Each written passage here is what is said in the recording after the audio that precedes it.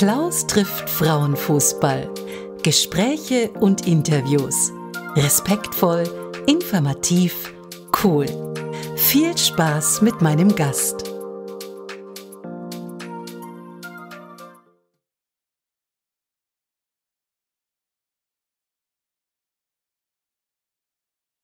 Ja, guten Morgen, Michaela. Herzlich willkommen bei Klaus trifft Frauenfußball. Gestern noch beim Freundschaftsspiel Bayern München gegen Hoffenheim und heute bei mir. Wir sprechen heute über Spielanalyse. Ja, Michaela, du spielst ja wieder bei der TSG. Im Augenblick hast du mir gesagt, bist du etwas verletzt. Ich hoffe, dass es dir bald wieder gut geht und dass du doch wieder voll einsteigen kannst. Ganz kurz zu dem 2:2. Wie war das Spiel gestern? Nur das Spiel. Erstmal vielen Dank. Ich freue mich, dass ich hier bin. Ja, ich glaube, es war ein guter Test für beide Seiten. Ich würde sogar sagen, dass wir gegen Ende einen Sieg auch verdient gehabt hätten. Okay.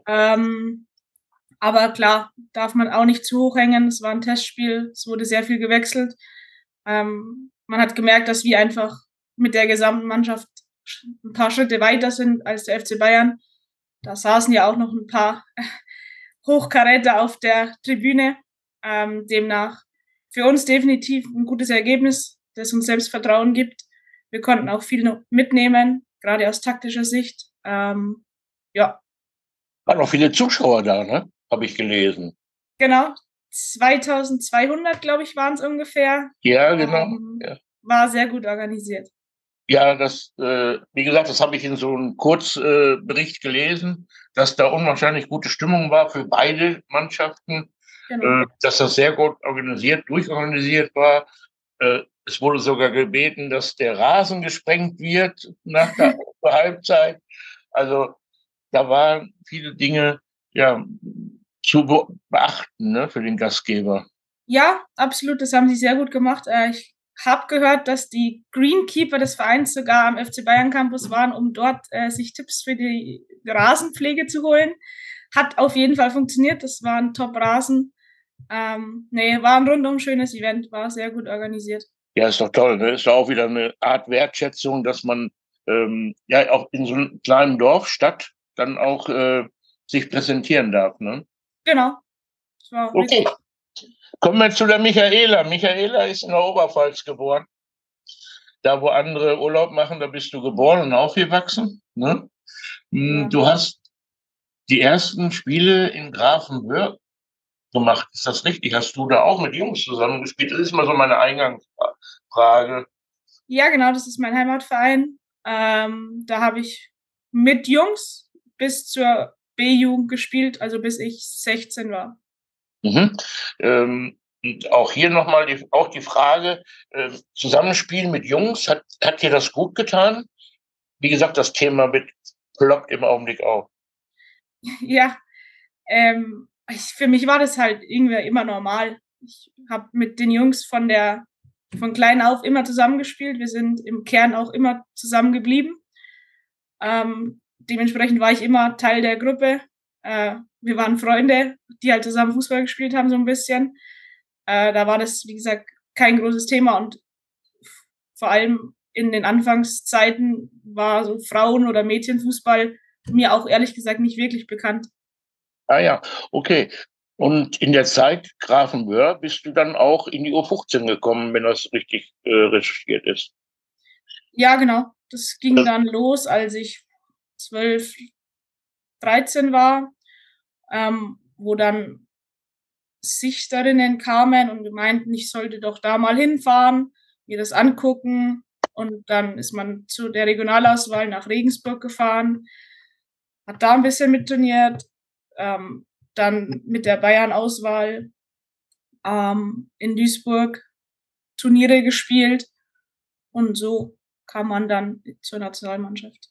Ja, da bist du ja U15, U16, U17, U19, U20, hast du die ganzen Stufen durchlaufen. Das ist eine tolle Erfahrung. Ja, definitiv. Ich glaube, das kann man damals nicht mehr mit heute vergleichen. Wir haben jetzt ja auch aktuelle U19-Nationalspielerinnen im Kader. Deren EM-Finale wurde auf Sport 1, glaube ich, live übertragen. Hatte da auch tatsächlich, ich glaube, 500.000 Zuschauer. Das ist halt früher in Anführungszeichen schon was ganz, ganz anderes gewesen. Aber war trotzdem natürlich eine sehr coole Erfahrung. Ja, das prägt ja einen ja auch, ne? Fußballerisch, aber auch charakterlich, ne? Ja, absolut. Wir sind Dann mit hast sehr du, viel dann, rumgekommen. genau, viele Länder besucht, ne? Ja. Äh, gestern habe ich mit Friederike Repol gesprochen, die war zum Beispiel in Südafrika. Hast du mit der zusammengespielt, zufälligerweise? Ja, wir waren 3 Jahre vielleicht zusammen in Hoffenheim. Ah, okay. Ja. Ja, mit der hatte ich gestern ein ganz tolles Gespräch. Erfolge hast du auch nachzuweisen. U17-Europameister 2014, Nordic Cup-Siegerin 2013 und dann mit Bayern München die B-Juniorinnen-Meisterschaft 2014. Was war so das Eindrucksvollste für dich in diesen Erfolgen? Ja, schon die U17 EM damals zu gewinnen gegen Spanien im Finale war schon sehr cool. Vor allem, wenn man jetzt sieht, auch gerade wer von dieser spanischen Nationalmannschaft auch jetzt Weltmeister, glaube ich, auch wurde. Oder U20-Weltmeister oder Champions League-Sieger sind doch einige. Aber auch mit dem FC Bayern, der U17 war, ich kam da eher so gegen Ende der Saison nur dazu. Habe dann die Finalrunde mitgespielt, aber das war auch schon ein cooles Event. Ja, jetzt bist du zum FC Bayern, zu der TSG Hoffenheim. Wie war so dieser Wechsel Bayern-Hoffenheim? Ging das von dem Umfeld her gleitender Übergang? Also war das von den Trainingsbedingungen das Gleiche oder gab es da Unterschiede? Das ist ja jetzt auch schon sehr viele Jahre her. Ja, Und da kann man weder den FC Bayern mit den Bedingungen damals und heute, das sind Welten. Wir haben damals, ich hatte mit der ersten Mannschaft trainiert und das war in Aschheim. Da gab es keine feste Kabine. Man hat am Platz von eben einem anderen Verein trainiert. Man hat noch im Grünwalder Stadion gespielt. Und das ist ja jetzt mit den Bedingungen des FC Bayern Campus gar nicht mehr zu vergleichen. Und in Hoffenheim sind wir tatsächlich noch an unserem Standard. Aber auch das hat sich wahnsinnig weiterentwickelt mit Kabinen, Trainings, Platzbedingungen, Kraftraum, Ernährung, Stuff. Ich glaube, wir waren jetzt gestern 8 Leute, die sich um uns fast Vollzeit alle kümmern. Das ist schon auch nochmal was anderes als vor 8 Jahren, als ich zur TSG kam. Aber das hat damals, wusste ich davon ja auch nichts, hat mich jetzt auch nicht so groß interessiert, weil ich wollte einfach Bundesliga spielen und das war beim FC Bayern zu der Zeit. Als ich gegangen bin, wurden sie gerade das erste Mal, glaube ich, deutscher Meister. War da einfach nicht möglich. Und bei Hoffenheim war es eben möglich, in der Bundesliga zu spielen. Und das waren eher einfach nur sportliche Gründe. ja, das ist ja auch in Ordnung. Man will sich ja weiterentwickeln, man will Spielzeiten haben, man möchte dann entsprechende Erfolge auch feiern. Ja, man will ja dabei sein. Ne? Ja, ja. Jetzt hast du einen Zwischenstopp gemacht nach Spanien, bist aber dann wieder in die Heimat zurückgekehrt, was ich sehr gut finde. Klasse. Ähm, als Verein muss man sich und als Spielerin muss man sich ja eigentlich immer eine Tür offen halten. Ne? Das ist ja, glaube ich, dann auch so gewesen, ne? Beim Abgang, Zugang. Ne? Ja, ehrlich gesagt war es nicht so geplant.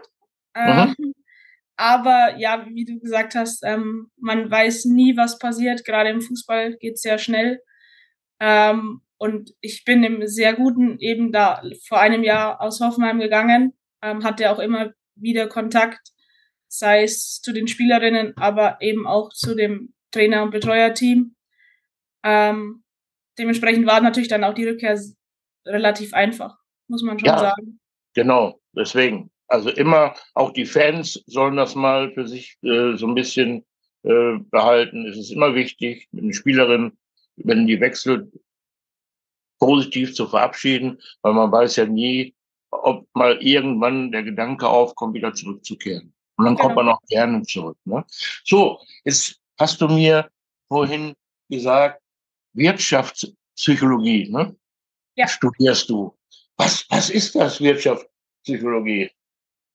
Ja, im Endeffekt, wie der Begriff sagt, die Studieninhalte setzen sich zusammen aus wirtschaftswissenschaftlichen Fächern wie Marketing, Personalwesen, bisschen auch Finance Controlling, aber auch gewissen psychologischen Modulen. Ja, wäre jetzt, glaube ich, da was zu nennen, auch sehr tiefgründig. Ja, und das ist eigentlich darauf ausgelegt, danach in Unternehmen ja, Personalwesen zu betreiben.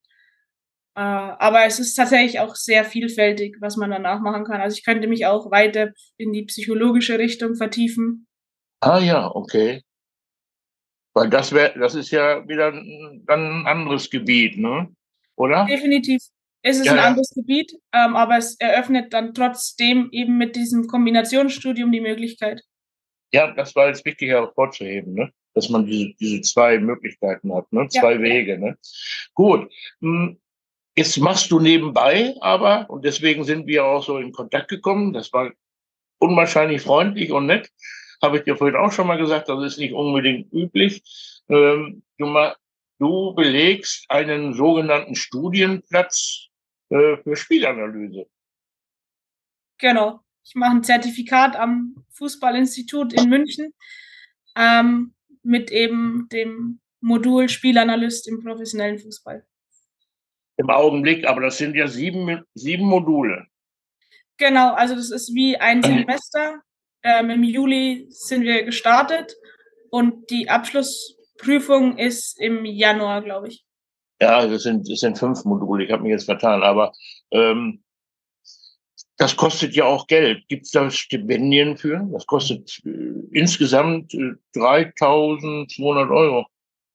Ja, da bin ich überfragt, ob es da finanzielle Hilfe gegeben hätte. Habe ich mich jetzt, glaube aber tatsächlich eher nicht. Diese Stipendien vergibt ja der DFB eher für die Trainerscheine.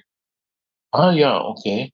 Gut, dann erzähl doch mal etwas über dieses erste Modul, was du da im Augenblick belegst. Was lernt man da alles? Ja, ich bin da ja auch sehr unwissend in Anführungszeichen hingefahren. Im ersten Modul ging es sehr viel um Datenanalyse, was ja jetzt immer mehr auch kommt, was ja auch im Fernsehen oft eingeblendet wird. Einfach gesagt, wie viel Ballbesitz hat jede Mannschaft, wie viel Torschüsse gibt jede Mannschaft ab.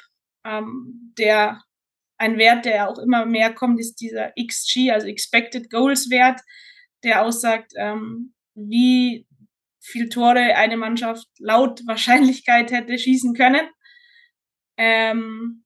Genau, und darum ging es so ein bisschen. Da hat der Datenanalyst der Männernationalmannschaft einen Tag seine Arbeit so ein bisschen vorgestellt, was auch natürlich sehr interessant war mit ein paar Insights, beispielsweise über die WM in Katar. Ja, genau. Und da ging es, wie gesagt, darum, welche Daten im Fußball alles erhoben werden, was mittlerweile wirklich sehr, sehr viel sind. Ja, Ja, wenn man da auf einzelne Daten eines Spielers zurückgreift, welche Zweikampfquote, welche Passquote und so weiter, da sind mittlerweile sehr viele Daten, die man lesen kann, mit denen man einen Spieler bewerten kann. Ging dann auch so ein bisschen um Scouting, weil man eben anhand von reinen Daten, ohne ein Spiel eines Spielers zu sehen, schon auch gewisse Qualitäten ablesen kann. Genau. jetzt habt ihr den Dozenten zum Beispiel, habt ihr den Manuel Baum auch gehabt oder den Michael Köhler, ne? Oder kommen die noch?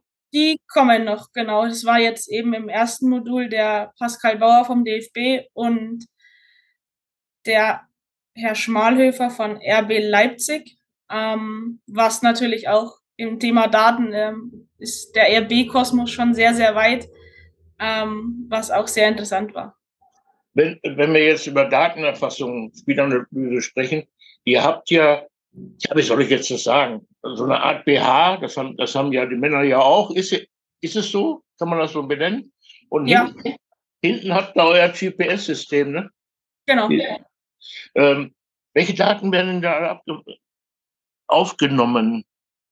Das ist jetzt tatsächlich reines GPS-System, das die Laufdistanz, die Geschwindigkeiten, die Richtungswechsel, die Ab-Stopp-Bewegungen, die High-Speed-Meter, also gewisse Distanzen über 17 oder 23 km/h misst, und so man eben die Belastung eines Spielers in einem Spiel erkennt.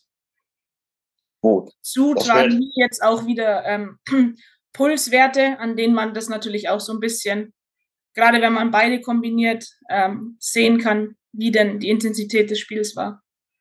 Das Ding da hinten, der misst auch Puls? Nee, dafür habt ihr den Gurt. Genau. Pulsgurt.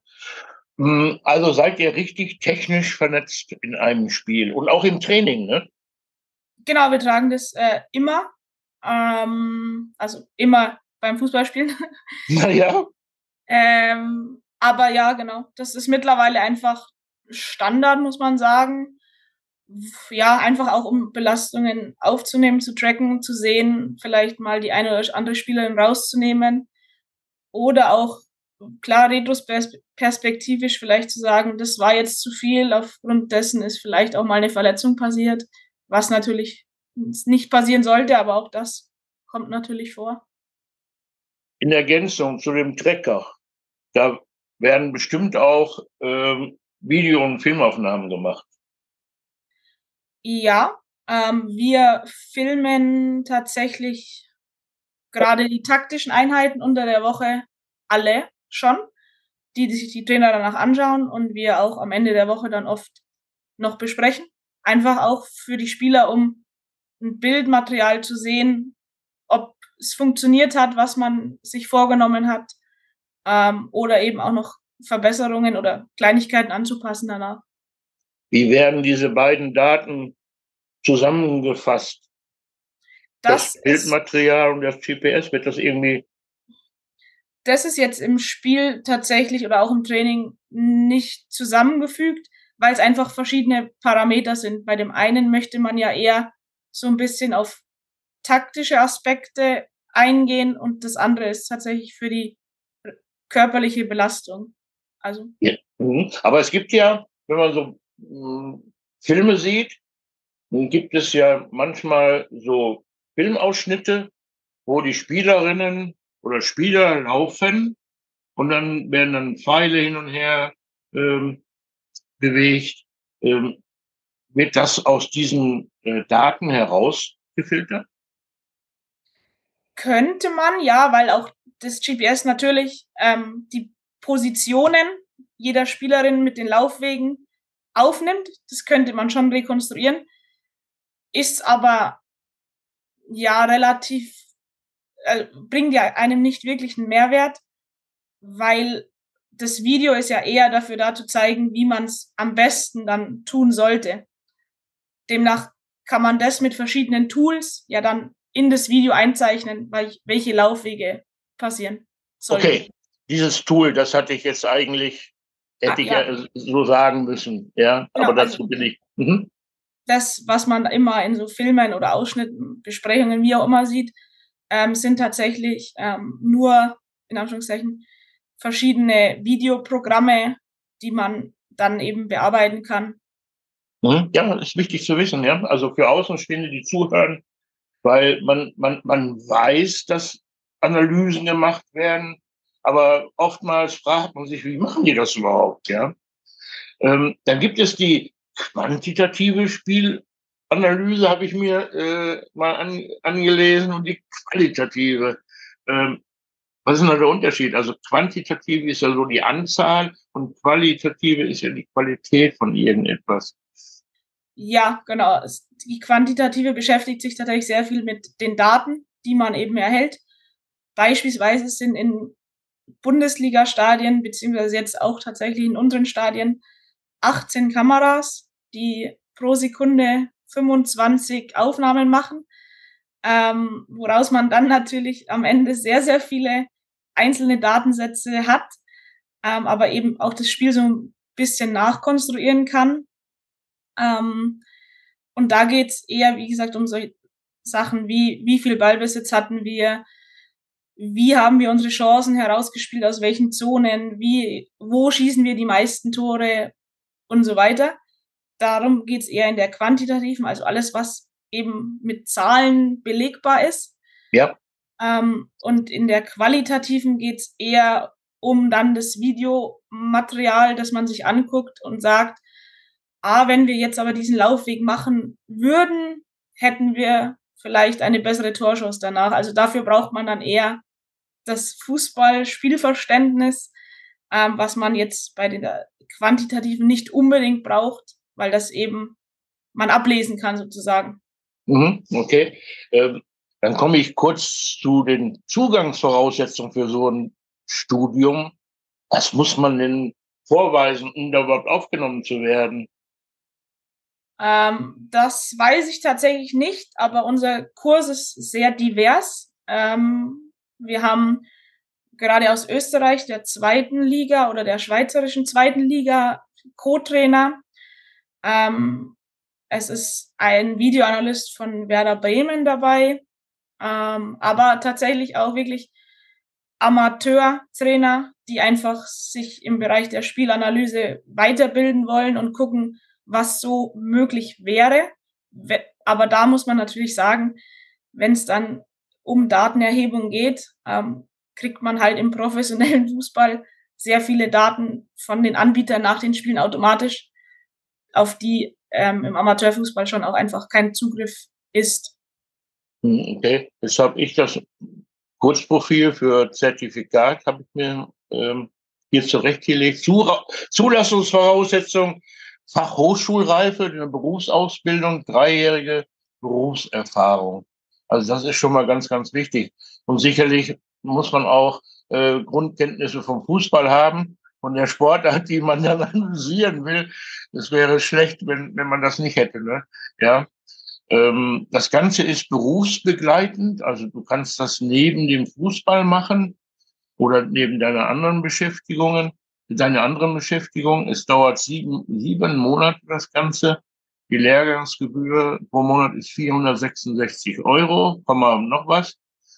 Ja, und die Zielgruppe habe ich jetzt hier auch noch. Das ist also Taktik, Analysten, dann Trainerinnen, Trainer und so weiter. Also genau das, was du gesagt hast. Willst du denn später dann mal in diesem Bereich dann weiterarbeiten?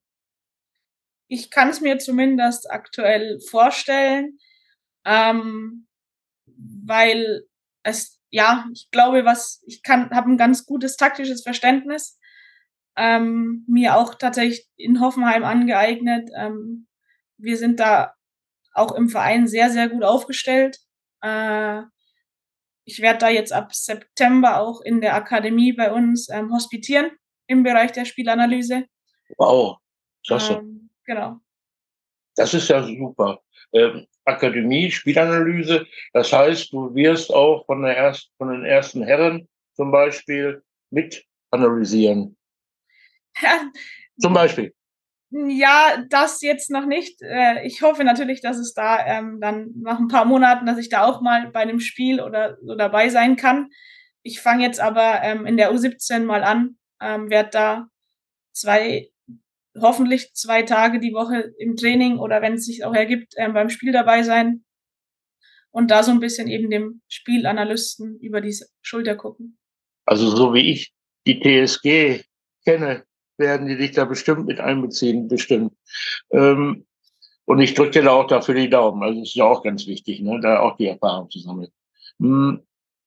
Trainings- und Belastungssteuerung haben wir kurz angesprochen. Dafür ist diese ganze Analyse auch da, dass man sieht, ob im Training jemand überbelastet ist, ne? Die Pulswerte zum Beispiel. dann wie komme ich an die gegnerischen Daten ran? Über die Belastungen ist aus datenschutzrechtlichen Gründen, glaube ich, einfach nicht möglich. Ja, klar.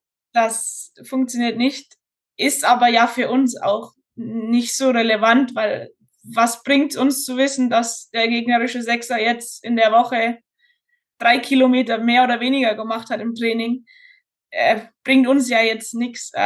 Aber man weiß schon aufgrund des Videomaterials eben sehr viel über Verhaltensweisen mit und gegen den Ball des Gegners und kann sich so da den Matchplan zurechtlegen. Aber das sind Belastungswerte ja relativ uninteressant, außer man könnte jetzt sagen, okay, Mannschaft XY bekommt sehr viele Tore in den letzten 15 Minuten, dann könnte man daraus schließen, dass sie nicht so fit sind. Aber ansonsten ist es ja relativ irrelevant. Ja, Belastung, das hatte ich nur zwischen eingefügt, das wollte ich jetzt eigentlich nicht so wissen, aber man schaut sich schon bestimmte Sequenzen an, ich denke mal auch Fernsehausschnitte, dass man sieht, dann kann man sehen, wie sich Spielerinnen in bestimmten Verhalten, in gewissen Situationen verhalten. Ne? Ja, Fernsehbilder tatsächlich eher weniger, weil da die Perspektive nicht so super ist. Ja? Dadurch, dass es eben jetzt in unserer Liga, aber ich glaube auch tatsächlich in unserer zweiten Liga und bei den Männern auch bis zur dritten Liga Anbieter gibt, die aus einer taktischen Perspektive filmen, also erhöht und so, dass man immer bestmöglichst alle Spieler sieht am Feld. Daraus kann man dann schon deutlich mehr für sich mitnehmen als aus Fernsehbildern, die halt dann teilweise, wenn man jetzt Beispiel gestern nimmt, da würde wahrscheinlich 5 Minuten Julia Gwynn nur eingeblendet werden. Das stimmt, das stimmt natürlich. Aber es war eine schöne Wiederkehr, ne? Ich glaube, das war toll, oder? Absolut. Ich habe kurz vor dem Spiel mit ihr gesprochen. Es war schon deutlich sichtbar, wie sehr sie sich freut, jetzt wieder spielen zu können. Ja, und hoffentlich bleibt sie lange, lange gesund. Ne? Ja. Jetzt gibt es gewisse Vorteile bei so einer Überwachung. Also ich könnte mir ganz gut vorstellen, wenn ich da ständig überwacht worden wäre, früher, sind da auch, nimmt man das immer mit, dass man überwacht wird? Steht man da unter gewissen Beobachtungsstress? Ich weiß nicht, wie empfindet man da als Spielerin? Absolut gar nicht, weil man vergisst es auch einfach ganz schnell, weil es schon normal ist. Man hat es halt einfach an, wie wenn ich mir mein T-Shirt anziehe. Und wir werden jetzt auch tatsächlich gerade mit den Belastungsdaten kaum konfrontiert. Deswegen nimmt man das eigentlich gar nicht wahr. Und man fühlt sich da jetzt, wie gesagt, auch nicht wirklich beobachtet, weil ich glaube, wenn man gute Trainer hat, sehen die auch im Training oder Spiel, ob man vielleicht in der Spielform jetzt 1, 2 Meter mehr oder weniger gemacht hat. Und ja, ich mache jetzt nicht wegen dem GPS einen Sprint mehr. Ja, okay, das war mir wichtig, weil zu meiner Zeit gab es das ja nicht. Es gab vielleicht eine Schultafel. Wir sind immer in so einen Klassenraum gegangen. Da wurde dann immer aufgezeichnet mit Kreide, wo man zu laufen hat, bestenfalls. Ne? Und heute ist das ja ganz anders. Gut, ich möchte dich ganz kurz fragen, wie sieht deine Kurzanalyse aus? WM 2023. Deine persönliche Analyse. Schwierig. Ich glaube, es lief ja auch in den Vorbereitungsspielen nicht immer alles so rund schon. Man hatte auch 1, 2 personelle Sorgen, jetzt gerade auf den Außenverteidigern oder auch mit Marina Hegering, die eben nur am letzten Spieltag noch eingreifen konnte. Ich glaube, deswegen war die Vorbereitungszeit auch nicht ganz so einfach. Und man meinte dann vielleicht auch nach dem 6-0, wobei sie ja selber auch gesagt haben, es war nicht alles super in dem Spiel, war vielleicht auch so ein bisschen ein trügerischer Fehlschluss, dann zu meinen, dass man da jetzt leicht durchkommt. Aber ja, taktisch kann man sicherlich ein paar Dinge aufarbeiten, die man verbessern kann. Schlussendlich muss man sagen, dass es verdient war, leider, dass gerade im Kolumbien-Spiel, ich hab in Spanien tatsächlich mit der Siegtorschützin noch gespielt. Und es war für mich schon auch ein sehr prägendes Erlebnis, wie sie in jedes Spiel reingegangen ist, in jedes Training. Und das, glaube ich, hat man gerade in dem Spiel gesehen, dass ja mit Herz, was man ja immer so schön sagt, doch rumreißen kann. Und da ist Kolumbien für mich sehr, sehr beeindruckend, wie die Spielerinnen in jedes Spiel gehen. Und ich glaube, da waren auch die Deutschen so ein bisschen beeindruckt davon. Und dann in dem Südkorea-Spiel kann auch definitiv anders ausgehen. Ich glaube, Poppy hat zweimal noch gegen die Latte geköpft. Einmal die Latte und den Torwart auch Torhüterin in der Arme. Genau. Das kann dann natürlich auch anders ausgehen, ohne da jetzt vielleicht groß Kritik zu üben. Aber es ist ja schon auch so ein bisschen die Meinung, war sehr viel auf Poppy ausgelegt, das Spiel. Ja. Gut, gehen wir mal von dem deutschen Spiel ab. Da wollte ich eigentlich gar nicht so drauf einsteigen. Was ist so deine Analyse um die ganze Weltmeisterschaft, Zuschauer, junge Spielerinnen? Weißt du, was ist da so für dich herausgekommen, was auch für die Zukunft vielleicht wichtig ist? Ja, dass tatsächlich in einem Fußballspiel von 90 Minuten oder jetzt 110, wie auch immer, sehr viel möglich ist, dass eine kompakte Abwehr viele Gegner zum Verzweifeln bringt, dass man mit individueller Qualität vorne trotz allem auch noch sehr viel reißen kann. Gerade Thema junge Spielerinnen, die Linda Caicedo aus Kolumbien hat da, glaube ich, gezeigt, Zum Beispiel, dass man das auch gut schaffen kann. Thema Standards, dass sie sehr effektiv sind. Amanda Illestedt als Innenverteidigerin mit 4 Toren am Ende auch schon sehr gut. Ja, dass man auch so ein bisschen flexibel sein muss, dass man jetzt nicht nur verteidigen kann und damit weiterkommt, so wie es eventuell die Schweiz gemacht hat, mit einem Tor oder was sie geschossen haben, als Gruppenerster. Auch das ist dann kein Geheimrezept. Also man braucht so eine gute Mischung zwischen, wir können sehr gut verteidigen, aber wir haben schon auch gewisse Mittel, um im Angriff erfolgreich zu sein. Also, was für mich ganz wichtig war, dass es gezeigt hat, Standardsituationen können Spiele entscheiden. Wenn du gegen eine dicht gepackte Abwehr spielst und immer wieder anrennst und du kein Mittel findest, das ist ja durchaus möglich, ist ja einfach so, dann kann es sein, dass wenn du auf Eckstöße spielst, kann man ja auch taktisch auf Eckstöße spielst, du hast eine Amanda Illestedt, dass du so ein Bollwerk dann brichst, ne? Ja, definitiv. Da gibt es tatsächlich jetzt auch schon Statistiken, die das eben nachgewiesen haben im Vergleich zu WM 2019, dass mehr Standardtore gefallen sind. Man braucht dafür vielleicht nicht nur auch eine Amanda Illestedt, man braucht auch die Schützin, die den Ball dorthin bringt. Man braucht Gegenspielerinnen, die den Weg frei blocken, wie auch immer die Taktik dann des Eckballs ist. Ich glaube, da ist es auch nicht so einfach zu sagen, ja, wir haben eine Spielerin mit 1,80, schieß ihr den Ball auf den Kopf. Hätte Frankreich mit Wendy Renard auch. Ich glaube, Wendy Renard hat kein Tor gemacht. Also so einfach ist es dann auch nicht. Nee. Aber auf jeden Fall ein sehr, sehr probates Mittel. Ja, ist ein taktisches Mittel, ne? Das gibt's ja heute dann auch wieder, ne? Ist ja wichtig, auch im Training dann sich da ein paar Minuten mit zu beschäftigen, ne? Ja. Was ist noch aufgefallen bei der WM? Torhüterinnen? Deutlich verbessertes Level. Es, glaube ich, sind ganz wenig Tore aus Torwartfehlern gefallen. Und auch am Fuß muss man sagen, die fußballische Qualität der Torhüterinnen mittlerweile sehr gut. Ja. Ja, da sieht man, glaube ich, auch einfach, was mit konstantem Training möglich ist, wenn man eben sieht, was man falsch gemacht hat.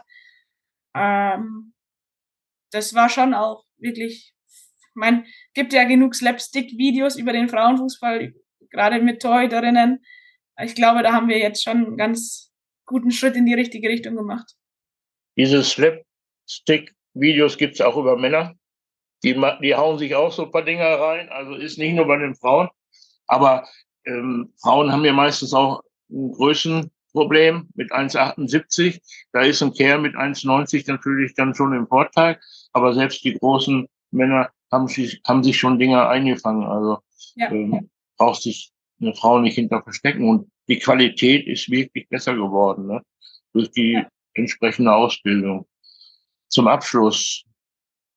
Du hast 3 Wünsche frei für den Frauenfußball, aber auch für dich persönlich. Was wäre das?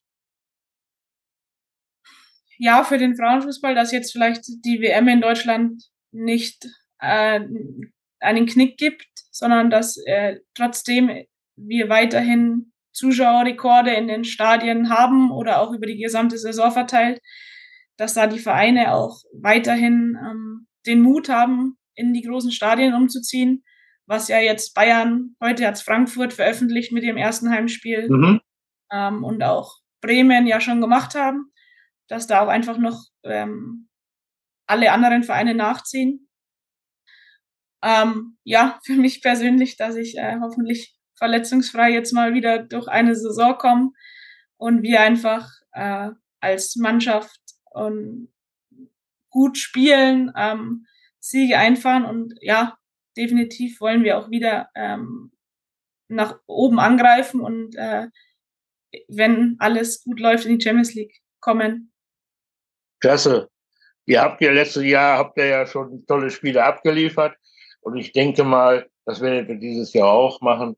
Dafür drücke ich euch ganz dolle die Daumen. Ja. Und dass deine Wünsche dann auch in Erfüllung gehen. Ich werde jetzt kurz ausschalten und bleibst kurz bitte nochmal drin. Ja.